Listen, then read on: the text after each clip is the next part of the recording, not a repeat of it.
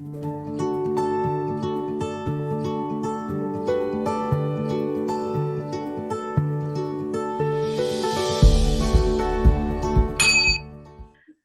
to Artful Life Summer Play Shops. In the past two sessions, we focused primarily on visual language, exploring subconsciousness and symbolism. Today, we play with a different tool, which might be more familiar, yet creatively challenging just the same, with the same spirit of inner and outer exploration. Janet said in the chat last time that I'm glad to see our global family together again celebrating art. That's precisely what this community is, a global family that is connected with an artful bond. For those, even if you're joining us for the first time, I hope you feel at home. If not at this moment yet, then by the end of the session. A family is where one can be authentic and doesn't need to hide their vulnerability. No other things are more comforting a companion for our vulnerability than poetry. When Carrie proposed a session to me, I was immediately taken. Longing, a simple yet potent word. It was like a gentle but infallible finger that pushed all of my buttons and playing a bittersweet melody with them. For those of us from a management background, it's a word that we rarely hear in business, and that's precisely why it's so refreshing. The late Stanford professor, James March, famously said, leadership is part plumbing, part poetry. Isn't life just the same? And what better place to learn poetry than in our own life? So with great anticipation, I now hand this over and taking us to meet the poetry goddess is Anu Sanghvi, a product leader and poet herself, who will get our class started. Wonderful. Thank you, BeiBei. I hope everyone can hear me okay. Great. I am delighted to introduce everyone to Adeline Carrie Koscher. She likes to go by the name Carrie, so we'll call her that today. She is an incredible person, and the more I get to know her, the more I want to get to know her more. She's just a fascinating lady, a poet, an educator, teaching poetry, and I'm sure other work to high school students. And I thought instead of reading her bio and taking her through more description of her life and her background in my words, I thought I would ask her a couple of questions and use that as a format for all of you to get to know her a little bit as well. So Carrie, if you can raise your hand and say hello. Hello. Great. Hi. So Carrie, thank you again for volunteering to do this play shop with us today. Tell us a little bit about yourself. So where are you calling in from? So I'm calling in from Cape Cod, which is a beautiful place, usually cooler than the rest of the surrounding area. Today it's a little warmer than I'm used to. I'm so sorry if I'm too. Well, you look comfy in your beautiful home, and we're so happy to have you. What is Cape Cod like, especially during these times of COVID? What has life been like there for you during these last few months? So Cape Cod is pretty, it's pretty isolated most of the year. So, it's a rural community, but then this time of year, it booms with tourists. And, I wasn't sure this year if it would be quite so busy, and it might be a little less, but it's still got lots of people, and it's kind of a striking contrast from the COVID isolation, like nobody's going anywhere, to being in a tourist area where there are loads of people, and it feels like two alternate realities, kind of contradictory realities attacking each other. Yeah, and that's so much a part of what I think all of us are going through, right? It's just trying to make sense of these different emotions and just so much contradiction in every sort of moment in life right now. So thank you for sharing that. Going back to your art, Carrie, tell us about your poetry. So how long have you been, writing poetry? What inspired you? Who or what inspires your art? I have been writing poetry for as long as I can remember. And when I was in high school, I remember writing really terrible poems that I tried to make funny and that I would force my parents to listen to. They were not funny, they were not good poems. But the reason I mention that is mostly because I think allowing yourself to write whatever, no matter whether it's good, bad, middling, makes sense to you, doesn't make sense to other people, that practice, that allowing yourself to sit down and write and write and write and write and write is, for me anyway, that is what helps me produce the occasional poem that I'm really proud of and that I want to put into the world. Mm-hmm. Wonderful. And as you think about your writing over the last few months, or even looking back over time, what has been sort of the one key lesson that you've taken away from your work? That's a great question. I think a lot of the time, and I think this is probably true for you guys too, as artists, you do a lot of your creating in isolation. You do it very privately, and to some extent you do it for yourself. But if you're creating something, you're probably on some level seeking to reach another human being. And so over the past, maybe the past 5-10 years, I think that I've tried to be more aware of that in my writing of poetry, this sense of that there's someone on the other side of the poem who I'm trying to reach. Not who I'm trying to shake and say, you must understand my poem, but rather to connect with and to have that meaningful exchange with. Mm-hmm. Wonderful. Well, I could sit here and ask you questions all day long, Carrie, but I know time is ticking and everyone is eager to jump into the play shop. So I'm going to hand the mic over to you. And again, thank you so much for leading the session with us today. We're all so excited. My pleasure. Okay, so hello, everybody. It's wonderful to see all your beautiful faces. You guys are going to need about 5 pieces of paper. I'm going to take you through a little intro first. A few years ago, I developed an irrational crush on a bartender. Now I'm telling you this because it's relevant, not just rambling. And all crushes, I guess, are irrational, but this one had an extra layer of irrationality. I don't drink at all. And I went to his bar twice a week for months. While I was there, I entertained my longing. So I had this, he was inaccessible. He was friendly, but he was inaccessible. And so this longing just kept growing and growing and growing. And in true awkward introvert style, I sat at the bar and wrote, as you do at a bar, right? I wrote poems about my bartender. Again, all the levels of awkward, right? But it was one of the best things I could do for myself at the time, certainly for my poetry. Fortunately, he was a kind soul and he didn't ridicule me for this practice, though for a long time he didn't know these poems were about him. He did eventually. That's a whole other story.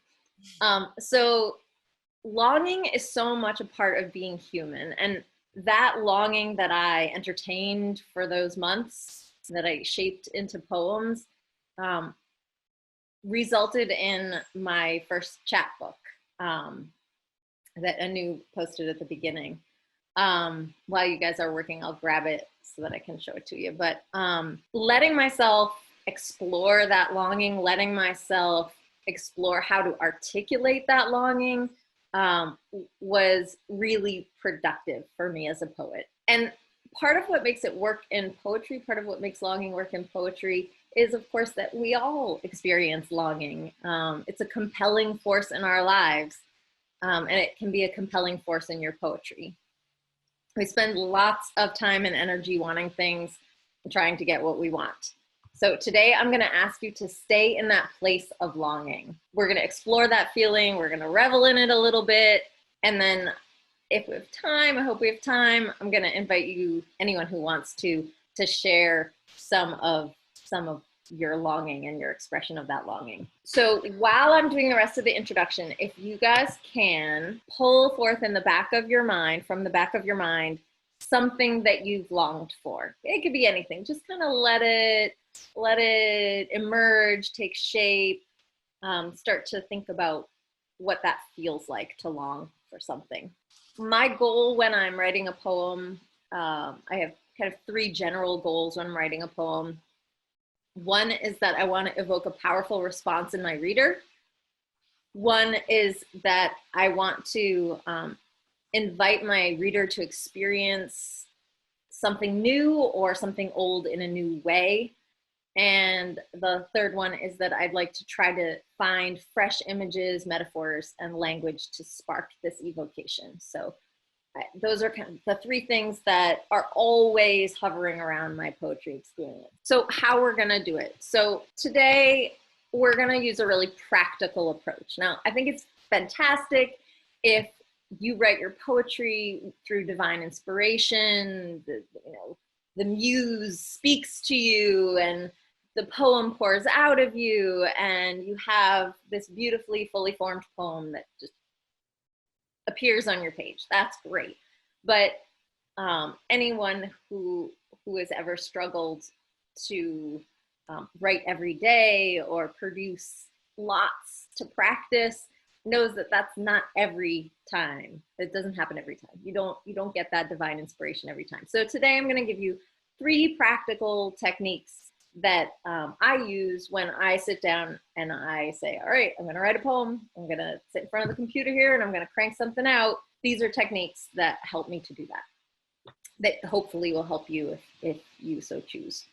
So one is generative, one is exploratory, and one is a craft technique. So we generate first, then we explore, and then we craft. And I like to think that these are, lovely little linear, first I generate ideas, then I explore them, and then I craft them. But of course it doesn't work perfectly linear in a linear fashion every single time. So feel free when you're using these on your own to bounce around, use a little bit of this here, a little bit of that there. We're just gonna do it this way because it fits neatly in the play shop time frame. So our first technique is a generative technique, and it's not brand new, but it's something that I use often, and it's list making.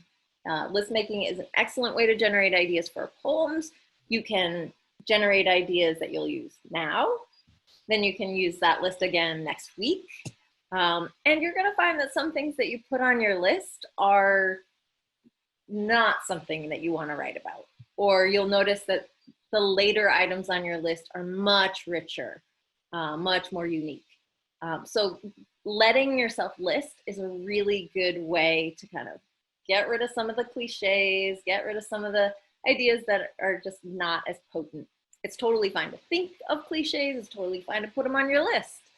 But, we're trying to avoid saying the same old thing in the same old way. That's not really a poem worth reading. We want to inspire, we want to evoke new understandings of the world if possible. Our exploratory technique is going to be webbing. It kind of loosens us from that critic, that editor who wants us to write perfect sentences or beautiful language. Webbing lets us start to explore our ideas without that editor. And then our craft technique is going to be comparison. Most, I would wager to say, poetry incorporates metaphor. So we're going to explore some ways to develop those metaphors, and we're going to look at it through comparison. Okay, so let's get started. Our practice round is going to involve those 3 techniques. The first technique is list making, I'd like you to think of 5 things that you want right now. 5 things you want right now. They should be concrete and specific. Your list might include something like a shoulder massage or a cold glass of water. It doesn't need to be, you know, world peace, right? Maybe a long nap or a slice of watermelon.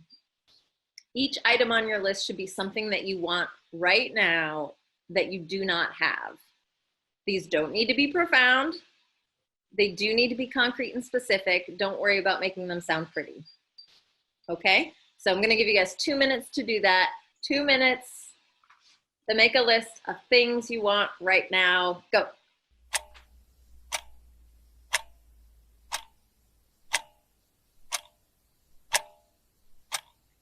All right, you guys should be wrapping it up. Maybe have 5 things on your list. If you don't have 5, that's fine. If you have 3, that's fine. 2, that's fine. Things you want right now. Okay. Have you got some good things on your list? Yeah. So how many of you want to go and get them right now? Yeah, I do. I did actually, but I don't want you to. I needed a fan, so I got a fan. But I don't want you to go get it. I want you to stay in the place of longing. Okay, really experience the longing. Okay, so now we're going to move on to step 2. Again, this is the practice round. So this is the easy round. All right, so for step 2, we are going to do some webbing. You guys all see my second slide? Mm-hmm. Mhm. Okay, great. So for this one, I'd like you guys to do some vivid sensory description. I want you to keep it concrete, try to avoid metaphor, try to avoid abstractions, keep it concrete and specific. You're gonna make a web. I've given you an example here. So if I wanted a slice of watermelon right now, I made this little web. I took a little picture of it so you could see that it's not, that it's really not elaborate, that I'm not worried about any beautiful language or phrasing. I'm really just trying to get at the sensory experience. So what I'd like you guys to create is the handwritten web that you see on your screen, not what you see next to it that I'm gonna read to you. So maybe your watermelon is straight out of the refrigerator. It's cold against your teeth. It's seedless, but it has that gritty texture of watermelon. Maybe it's so juicy it drips down your chin. Maybe each bite releases a sweet fragrance. And because you're eating it in summer, the air is heavy around you. All of that is the sensory experience of this watermelon that I want right now. So for you guys, I want you to do the same thing. You're just gonna make a web. Try to get as much of the sensory experience as possible, and it's great if you can try to incorporate all 5 senses. Okay?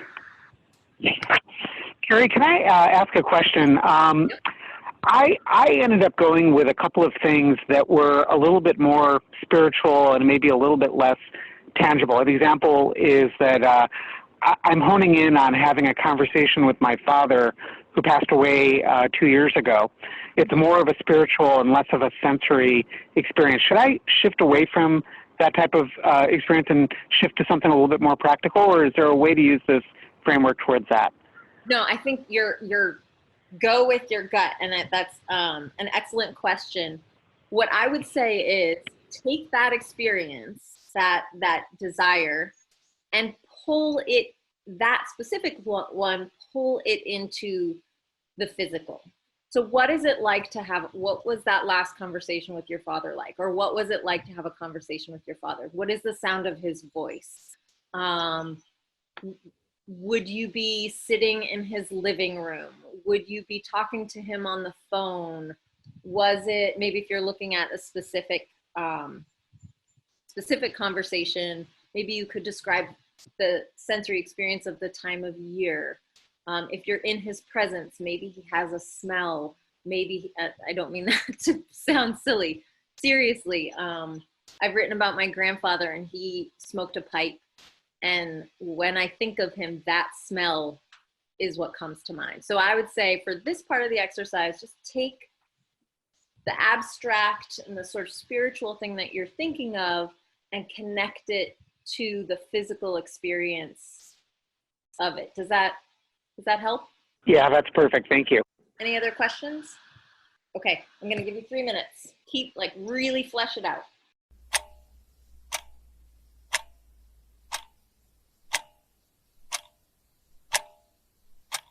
All right, finish your thought. So now you should be really reveling in that desire. You should be really ready for step 3. It's a tricky transition, I think, from steps 1 and 2 to step 3, because it is that transition from you thinking about you and your experience and starting to think about your audience and how to bring your audience into your experience. So through that comparison, you're going to try to persuade, through this comparison we're about to do, you're going to try to persuade your audience, us, that we also want that thing. That's tricky, right? Because we don't necessarily want that thing. But through comparison, you're going to try to get us to want that thing. All right. And I promise you you'll see how it all comes together. So grab a fresh piece of paper. You should have some left. You're going to keep your web handy for reference. And I'd like you to draw comparisons between what you want and what you think or know that we want and enjoy. So think of those universal human longings. Maybe they're not universal to everyone, but common human longings. Try to make your comparisons connect meaningfully with the subject, what that one thing that you want, and with your audience. So think of other things that your audience may desire. Don't overthink it. This is an exercise. This is the warm-up. This is practice. Just give it a shot. So through comparison, you're going to persuade your audience, us, that we also want this thing. So I chose watermelon, right? And lots of people like watermelon, so it's not a hard one to do. But I want you to consider what's familiar to your audience and consider what they want. And I decided an apt comparison might be running through a sprinkler on a hot day. So a slice of watermelon might be like running through a sprinkler on a hot day when you're 5. There's a certain freshness to it. There's this delight that we experience in it. It cools us off. And it brings us, for me anyway, it brings me back to that moment of childhood. So I might choose that comparison. Are there any questions before I start the timer?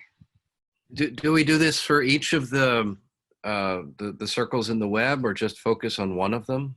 So you're still focusing on the center circle, right? You're still focusing on that one thing that you desire. So the web is there to just remind you of the sensory experience of that desire, but you're comparing the desire, the central desire, okay, to other things that other people might want.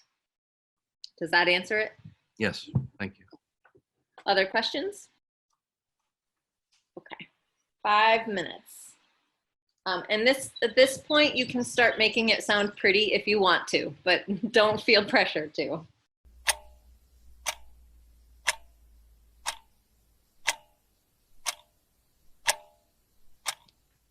So at this point, I would love to hear if anyone is willing to share.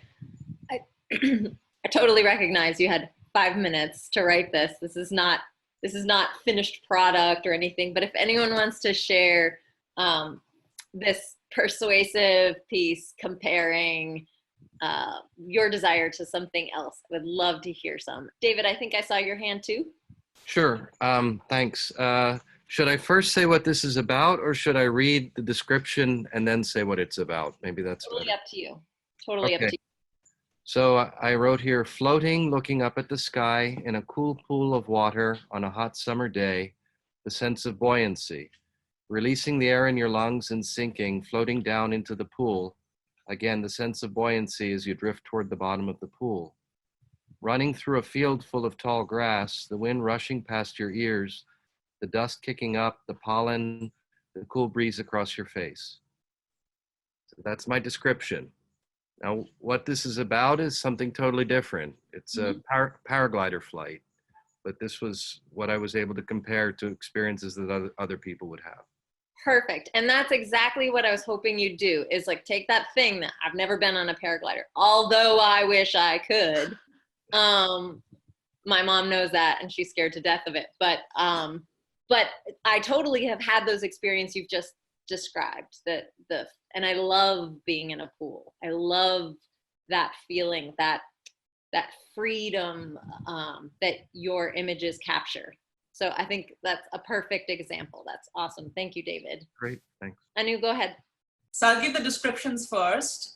Soothing as a baby's soft breath, relaxing like a cold glass of beer, zen like a Buddhist, tranquilizing like a sedative, intoxicating like dewdrops, fresh dewdrops on grass. And the longing is a pedicure. Oh, great. I love it. So even if someone A, has never had a pedicure, or B, doesn't really want one, they do want those other things and they can relate to those other things. Perfect, perfect, perfect. Irene, take it away. Okay, so I think I did mine a little bit not proper how you were trying to describe it, but There is no proper. because I have what it is that we're going to take you to. So That's it's just fine. something really simple. I liked everyone else's that read. That was great. So come calm your inner spirit. Come be in the moment. Come reflect on beauty. Come and fall in love. Come with me to visit the SF MoMA. Nice. No, great. So it's like what you're doing is you're taking us to the MoMA, right? But you're reminding us, and it's totally fine to say the thing that you're comparing to. It doesn't have to be a mystery. You're reminding us what it feels like to be in love. You're reminding us what it feels like to be at peace. Those are great connections to a universal longing. Super. Awesome. Okay. Now we're moving on to the real. Oh, I'm sorry. Annette. Take it away, Annette.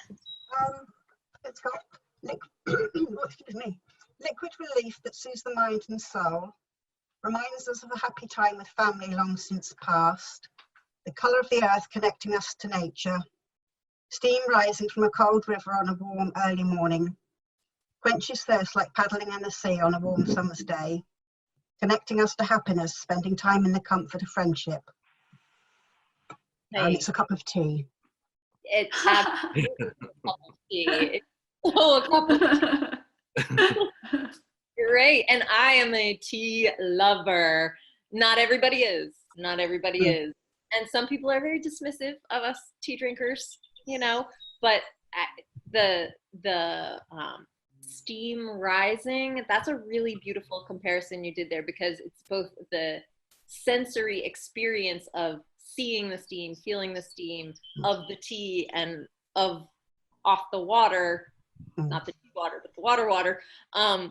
And anyone who's experienced that, which anyone who's been in nature on one of those mornings has experienced it, can appreciate that refreshing, soothing steam from the tea. Really beautifully done.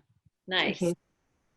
Okay, so we're gonna move on. This is the real deal, and it gets a little bit more challenging, but you're totally ready for it. You're all warmed up. So I'd like you to grab a fresh piece of paper. We're still kind of going on the same idea, but we're just kind of delve a little deeper. You may have been delving deeply already. That's great. But my goal is to have you delve a little deeper now. So we're going to generate some more.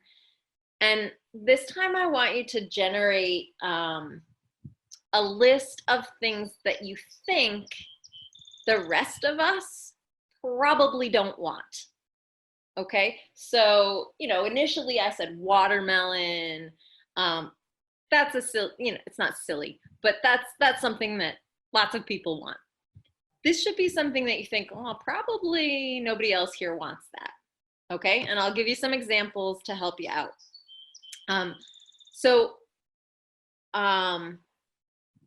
Your goal is to come up with 3. 3 examples, 3 things. I'm going to give you 2 examples, and I apologize, one of them is a little dark, but I think it works. So stay with me. So the first one isn't dark. My roommate in college, my freshman year roommate, was from India, and we were very, very close. And halfway through the year, she developed this craving. This is the first time that she'd been living in the States. It was the first time she'd been to the States. And here she was in a tiny town in Massachusetts. And she developed this craving for mango pickle. Now, some of you might be familiar with mango pickle. I was not at the time. She knew I liked pickles, but in my very narrow experience of food, pickles were only cucumbers to me, right? Okay, so she's like, oh, you'll love mango pickle. You have to try mango pickle. And she started to talk about mango pickle all the time. She described it to me in great detail. And finally, she got her hands on some mango pickle, and she made me try it.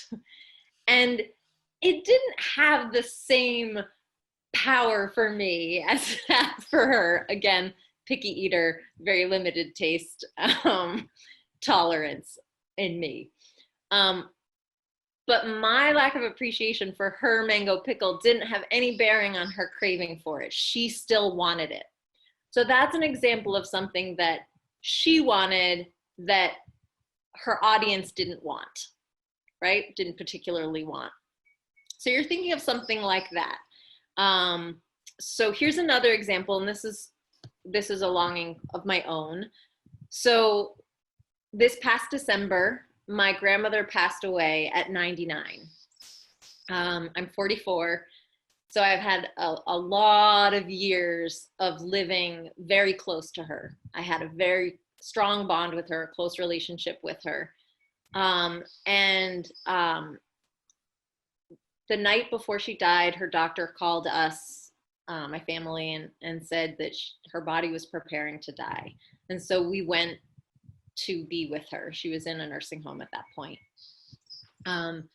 We went to be with her, and I was overwhelmed by this longing to climb into her bed with her. It's not a longing that everybody has. Certainly not a longing that everyone has right now at this present moment. So that's another example of a longing that I had, a very powerful longing that I had that probably other people haven't had.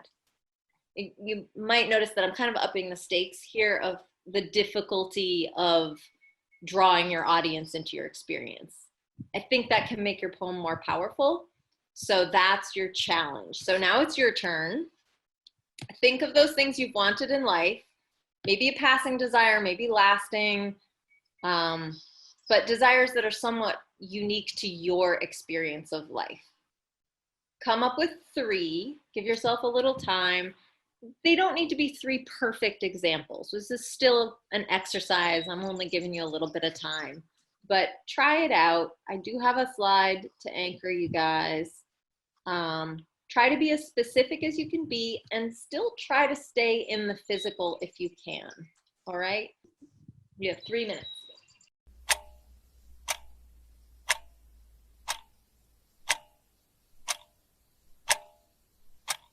So I hope you've come up with some good ones. I hope you're feeling like these are things nobody else probably wants. I'd like you to grab a new piece of paper. I think I'm staying within 5 sheets. So now this time we're going to make 2 webs. The first, but I'll break it up. So for right now, you're going to make 1 web, just like the one we did before. You're going to make a sensory web. I want you to select one of the things from your unique longings list. So go ahead and take a look. Which one do you want to work with? And it doesn't need to be the one you think is the best one. It should be the one that you personally want to work with. Since this is something most people wouldn't long for, you're going to really have to appeal to our senses. Okay? So use as much sensory description as you can. Try to evoke as much longing in your audience as you can, and try to show us, rather than explaining, show us why this is something to long for. Any questions about that? So it's just like we did before, except it's a little more challenging because this is not necessarily something other people want. So here's your slide if you want it for reference. You're making a web, sensory description, show, be concrete and specific. If you finish early, you can make another web for a different one, but we really only need one. 2 minutes.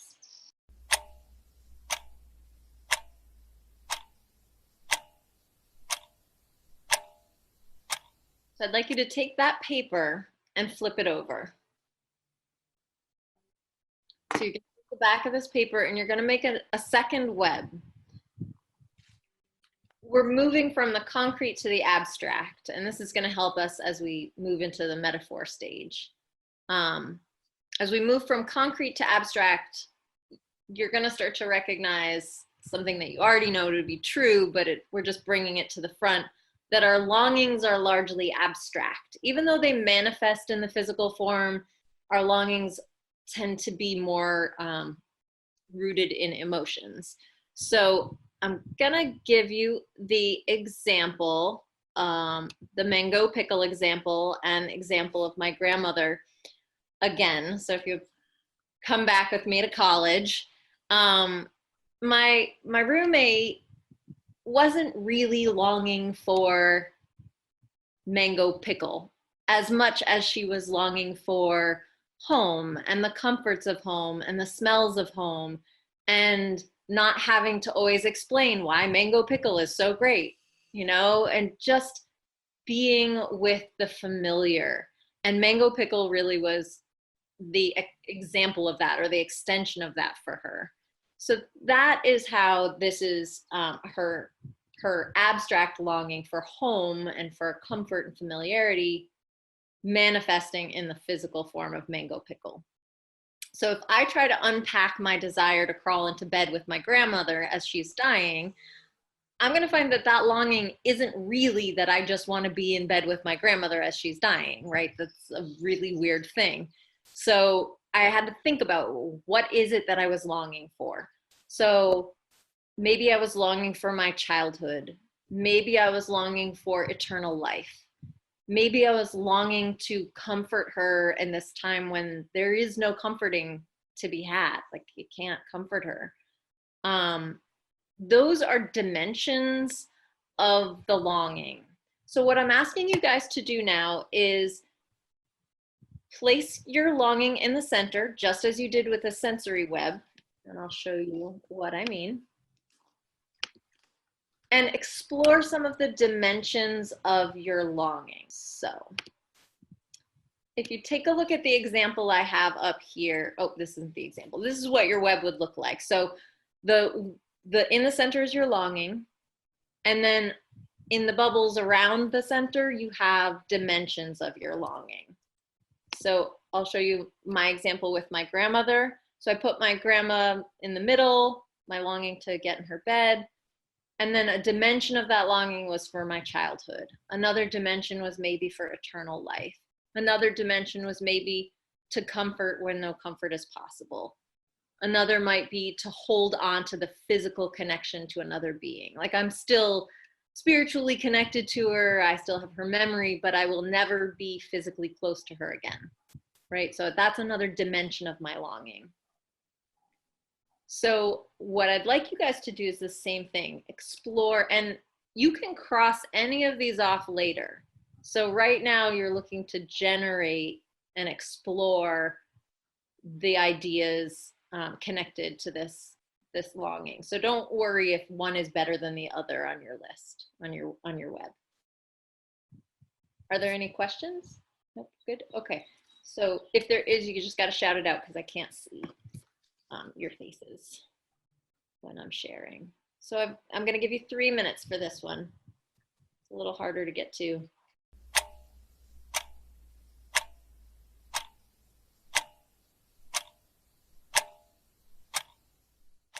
And we're gonna move on to that last technique. This is our last technique, our last round.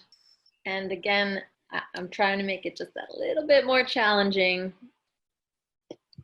So you're ready. In exploring the dimensions of your longing, you're also unearthing the universal longings that will allow you to connect to your reader.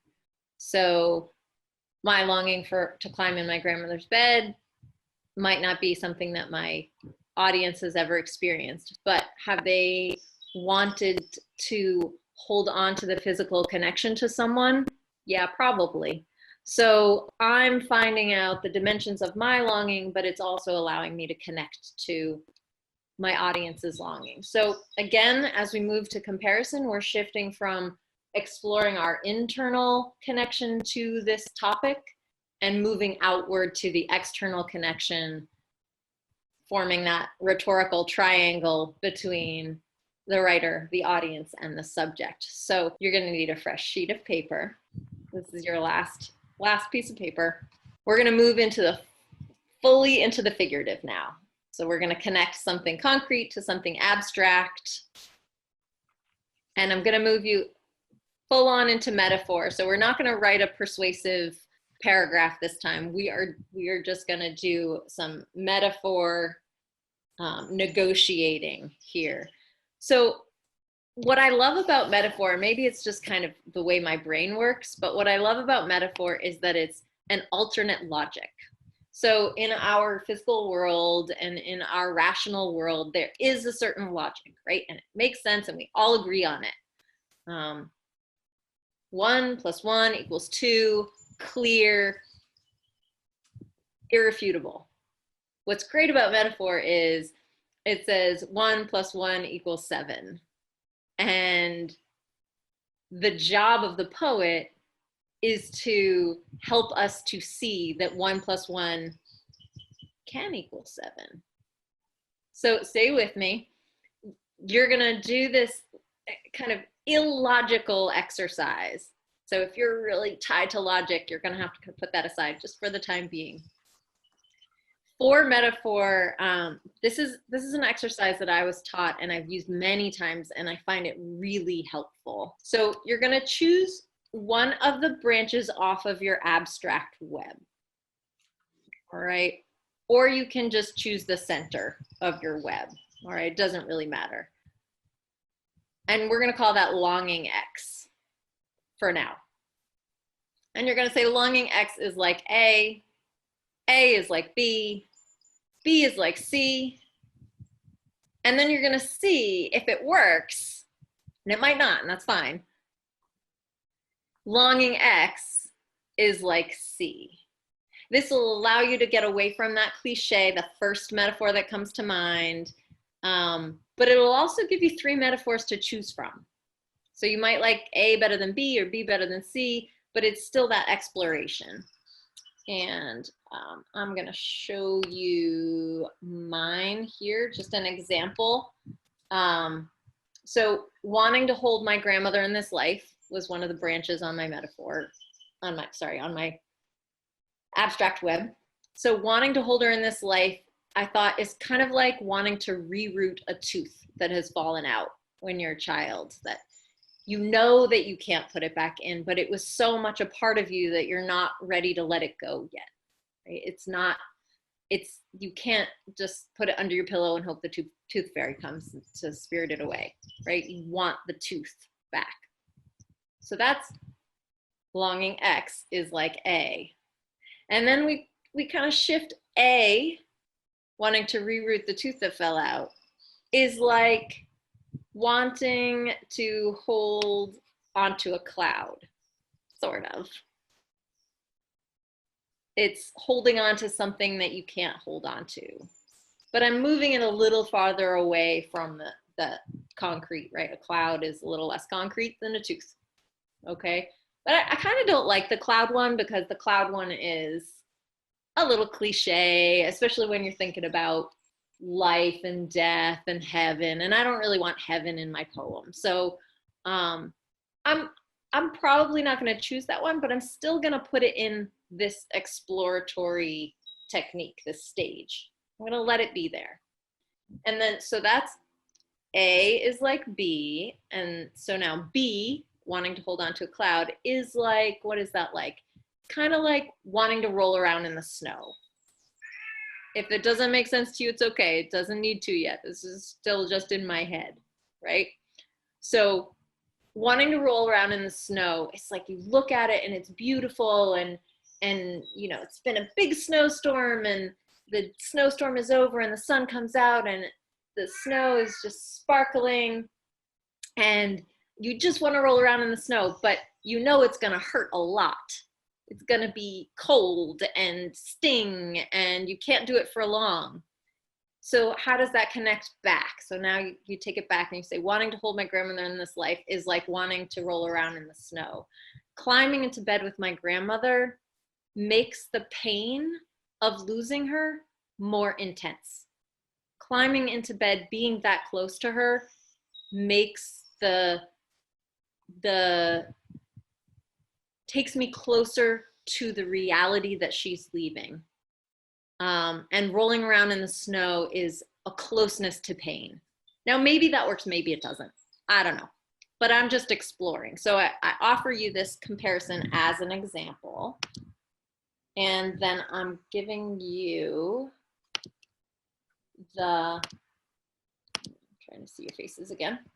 I'm giving you the template again. I know the template is a little bit rigid, but if you just play within it, you can make it work for you. Give it a shot, try it out, see what you come up with. If you do have a question, go ahead and shout it out. You have 5 minutes for this. And then we're gonna see how some work.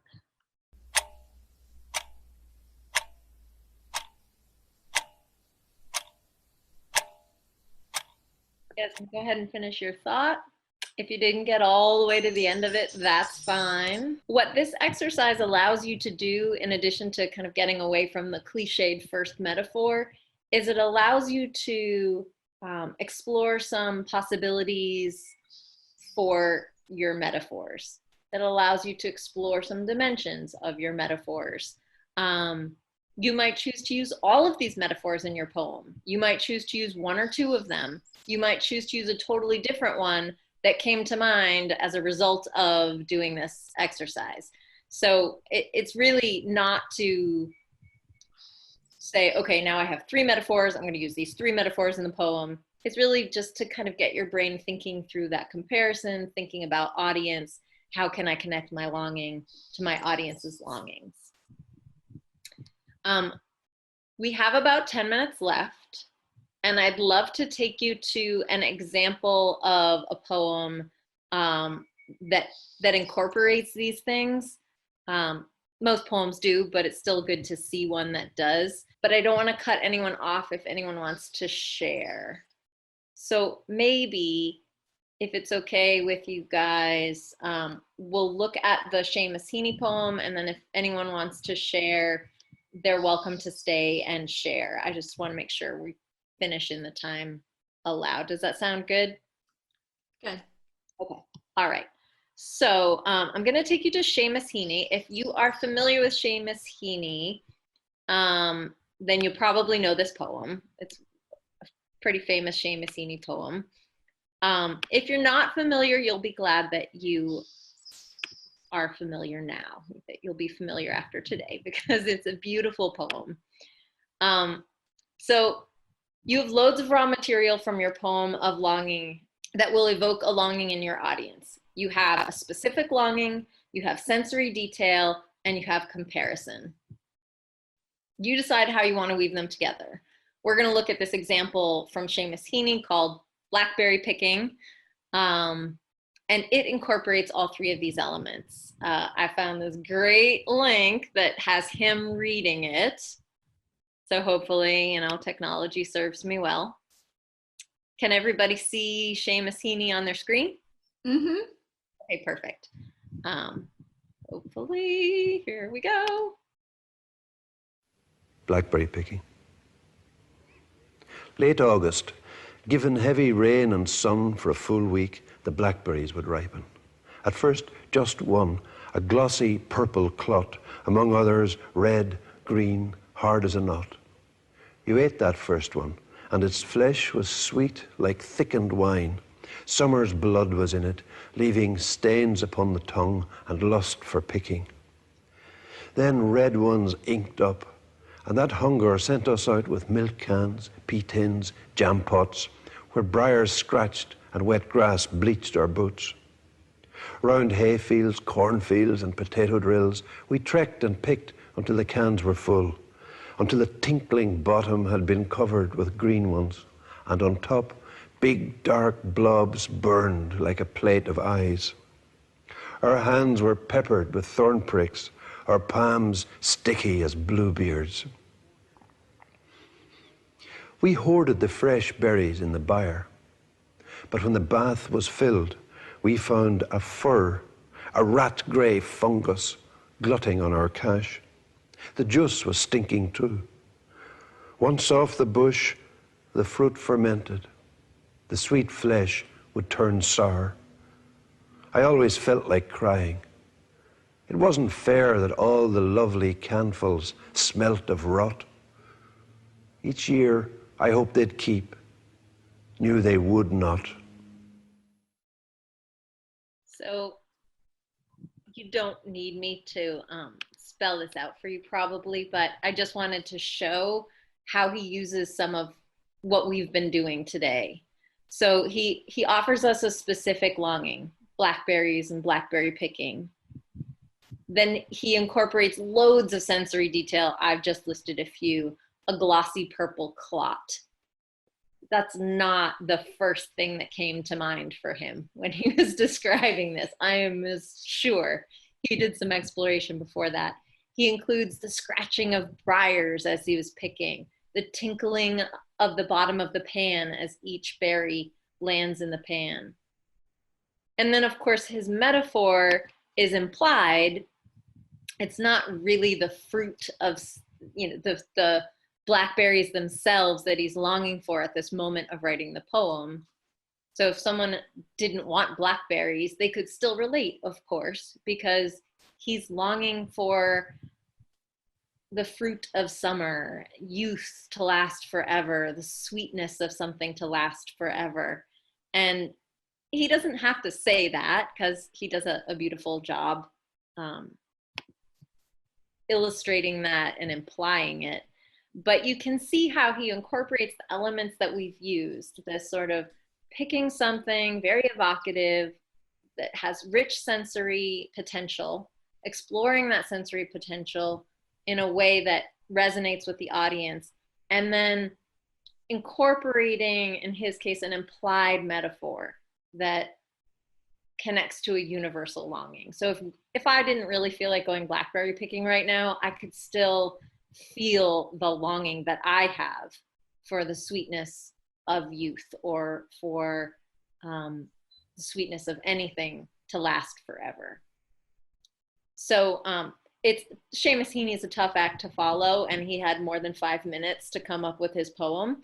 But if there's anyone who wants to share one of their comparisons, I think now would be a good time. She wanted me to share this. I want, my longing was for liver and onions. Okay. And I said, liver and onions is like, you want to read each of the lines? Yeah. It's wanting to go home. And going home is like going to a safe and simple past. And a safe and simple past is like grasping at steam. And grasping at steam is like flying away from your troubles. Mm. So I get from that, from wanting liver and onions to flying away from my troubles. All right, beautiful. So now you have your work cut out for you. In your poem, you have to get us from liver and onions to wanting to get away from your troubles. And that is a task, but you can do it. You can, only you can do it, right? And that's what makes your poem unique and powerful and offers us the experience we couldn't have without your poem. Irene, go.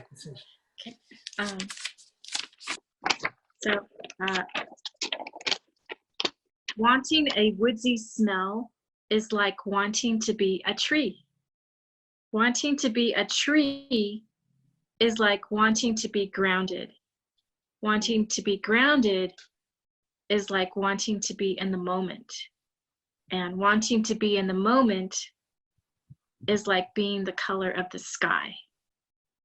Ooh, nice. So Very nice. Good. you take us from this woodsy smell to the color of the sky, which are really nice complementary natural images, far enough apart that you need to build the bridge, but really complementary. I think it has a lot of potential for a metaphor for a poem. Thank you. Thank you. I also had a steam metaphor, but mine was sweating in a sauna is like being in an oven. Being in an oven is like baking a loaf of bread, and baking bread is like a transformation. So being in a sauna is like a transformation. Is it? Would you say, Sasha, that being in a sauna has a transformative quality? Yeah. Okay, so you got there. I've been in like silly saunas, not like a true sauna. So I don't know that feeling of transformation. So if you wrote a poem, you wouldn't have to use all those metaphors, but including this baking of bread and that transformation that happens with bread and pulling it back to the sauna, that would be, I've never read that poem before. That I think you should write that poem. Thank you. I want a tin of metallic watercolor paints. So it's like having my needs filled. So having my needs filled is like soothing my soul. Soothing my soul is like lying in a field of fragrant flowers on a summer's day. So wanting metallic watercolors is like lying in a field of fragrant flowers on a summer's day. Very nice. And I want to point out that something that your process has done for you is it took you went out into description of the first experience, wanting the tin of metallic paints, and then you brought it back to a concrete, different experience. So we have the paints and the wildflowers, which aren't an obvious connection, but you can easily, maybe not, but you can beautifully build that connection, especially because of paint and color and all of the evocation in a field of wildflowers. And wildflowers are so many colors, and your paints are going to be so many colors, I think. And I'm just exploring, but there's so much potential in that one. Absolutely. Thank you. Mine, every time I see an animal that's caged, I have a longing to let them go, especially birds, because you tend to see birds caged more. So releasing caged animals is like tearing down the Berlin Wall, and tearing down the Berlin Wall is like throwing a pot and reshaping a destiny. Ooh. So two, I could almost see that being either two poems or two stanzas of a poem. That's a really evocative image, tearing down the Berlin Wall and a caged animal. And the power of, it takes us to like the human experience of what it would be like to be a human caged. And it forces us to start thinking about humans that are caged. Yeah, there's a lot in that. And then of course, throwing a pot, I've never done, but wanted to do. That it's fascinating. I'm curious how you build that bridge, but I'm sure you can. Cool, thank you so much.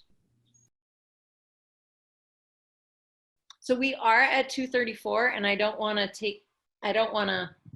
take more time than is allotted. So I'm gonna leave it up to BeiBei and Anu to make the call here, how we wrap it up.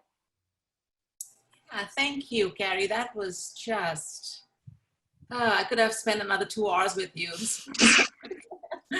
But wow, I'm speechless right now.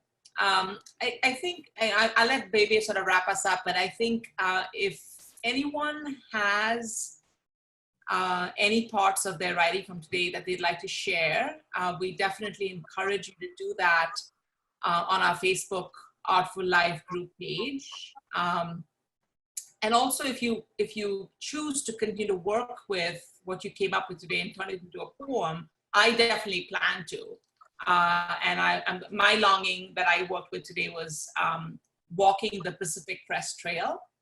Oh. So I don't know how many of you know this trail. It's a trail that connects, it goes along the western coast of the US, starts, I think, in Mexico and goes all the way up to Canada. It's a 3,000-mile walk. And it's a lifelong dream for me to walk that someday. So that's my longing. And I'm definitely planning to take what I built today and turn that into a poem. And I do plan to share that on the Facebook group page. So be kind with your comments. And I hope to see some of your works up there as well. There's so much beauty that emerges from the share outs. I think Belinda, you kind of led us last week in sharing out the symbolisms that we worked with last week. And I just found that so powerful, right? Not just to sort of look at it from my perspective on what I was thinking, but then to see what other people did with it and where they took it. That's where it really the energy really built for me. So I'm hoping we'll all feel comfortable and safe in sharing our works on the Facebook page. If you're not already a member of the group, you can just go to facebook.com, assuming you're a member of Facebook, and just search for Artful Life. And if you're not a group member, we will, quickly let you in as soon as we see your invitation or request. So yeah, hope to see a lot of your work up there. Either it's just the comparisons that you worked on today or the actual poem. And yeah, just a big, big thank you to Carrie for leading us today. And with that, I'll just turn it over to BeiBei. I don't know if I can sum it up much better than that, Anu, and thanks again, similarly, the same. Thank you so much, Carrie. And this kind of just validates why we do this, why we do these play shops. Learned so much from you. And I think I'll probably spend the next 2 hours probably paralyzed and just reveling in my longings and figure out how to express them a little better. And then I just realized a new longing is to see your creations shared. And I even think, how can we actually have a reading session together of our poems, just like the video that you showed, and we read each other's our own poems. So anyway, well, thank you so much again, Carrie, and thank you everyone else for spending this time together. And I wish you all the best, and I look forward to seeing you in the group and in our next session. So. Love you all. Thank you guys so much. Thank you. And see you again Thank soon. you all. Bye, Bye-bye. BeiBei. Bye.